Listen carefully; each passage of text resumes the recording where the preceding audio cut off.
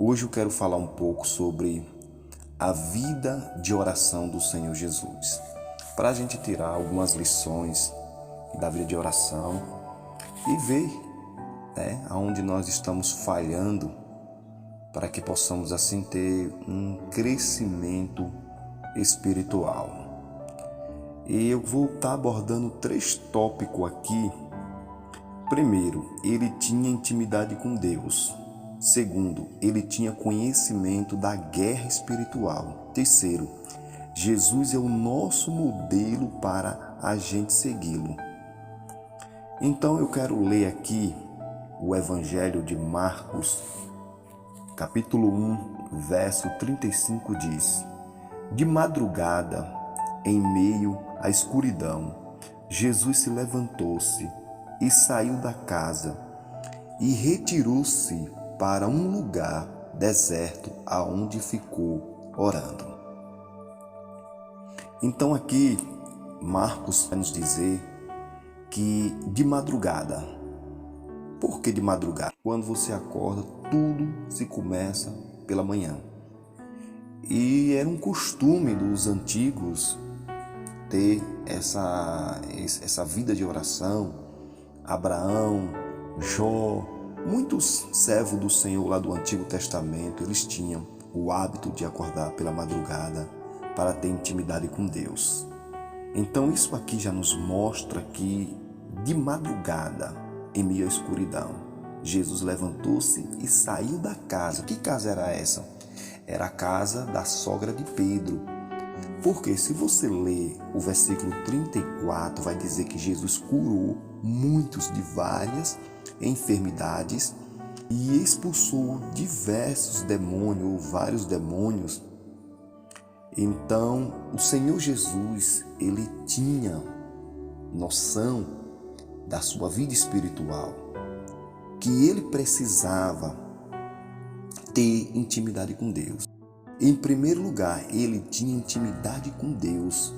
Então, esse era o objetivo do Senhor Jesus, acordar pela madrugada. Ou seja, ele não fazia nada sem primeiro passar pelo Pai. É de tanto que ele diz: eu só faço aquilo que o Pai determinou, aquilo que meu Pai ordenou. Eu não faço nada que não faço nada de mim, a não ser aquilo que o Pai mandou. Então isso é o que? Era intimidade, obediência que o Senhor Jesus tinha. Então, o Senhor, ele logo cedo ele tinha esse hábito de acordar para orar. E uma coisa interessante, meus amados, aqui, é que Jesus ele ia para lugares distantes. Por quê? Porque ele não queria ter contato com a esfera física, ou seja, com o ambiente, onde poderia atrapalhar a sua intimidade com Deus.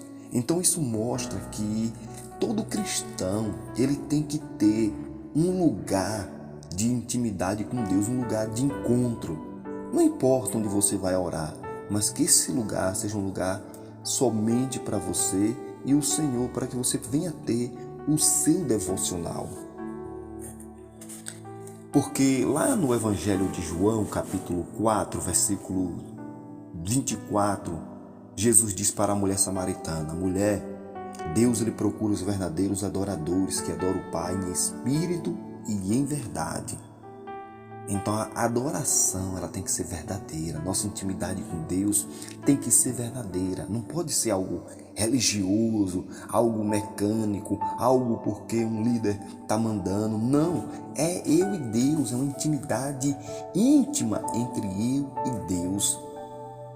Mesmo que você tenha aquele momento de oração na igreja, mas você tem que ter o seu momento em sua casa, um lugar reservado. E quando pela manhã você tem que acordar, a primeira coisa que você tem que fazer é se prostrar diante de Deus, é mostrar reverência, é você começar o dia equipado. Segundo, ele tinha conhecimento da guerra espiritual. Esse é o segundo passo. Por que Jesus orava? Porque ele tinha conhecimento da guerra espiritual. A gente lemos no versículo 34 que Jesus ele expulsava vários demônios das pessoas. Porque o Senhor Jesus, ele tinha consciência que ele não estava travando uma guerra física.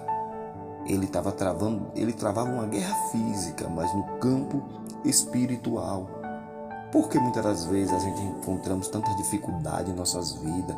Tem dia mesmo que parece, tem aquele ditado, parece que os portões do inferno se abriu.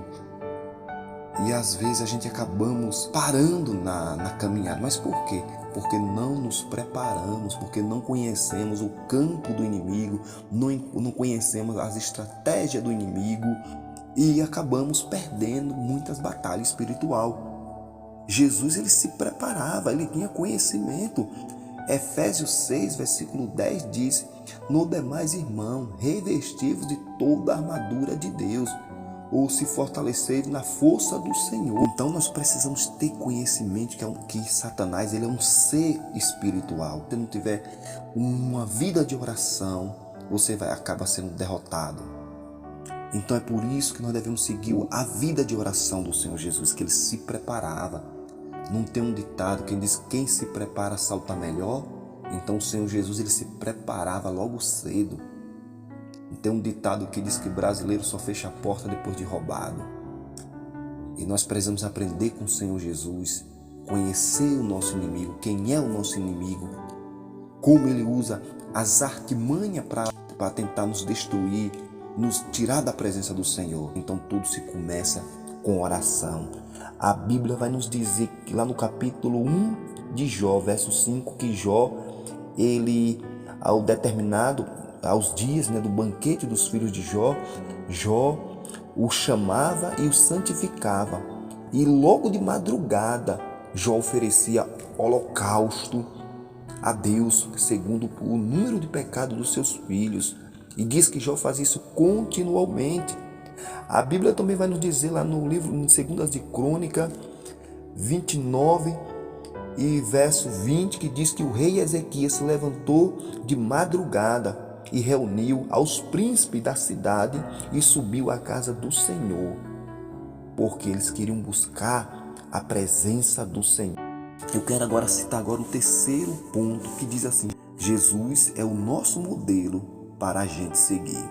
Então Jesus é o nosso modelo de oração para a gente seguir, porque a Bíblia vai nos dizer nesse mesmo livro de Marcos, capítulo 1, do verso 13, que Jesus, ele foi levado para o deserto e foi tentado por Satanás e viveu entre as feras selvagens.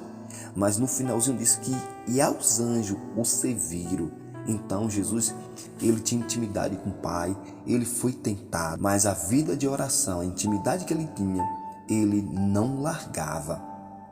E para você ver que em meio à tentação, mas a Bíblia diz que no finalzinho, aos anjos serviram. Então vale a pena a gente seguir Jesus como nosso modelo de oração.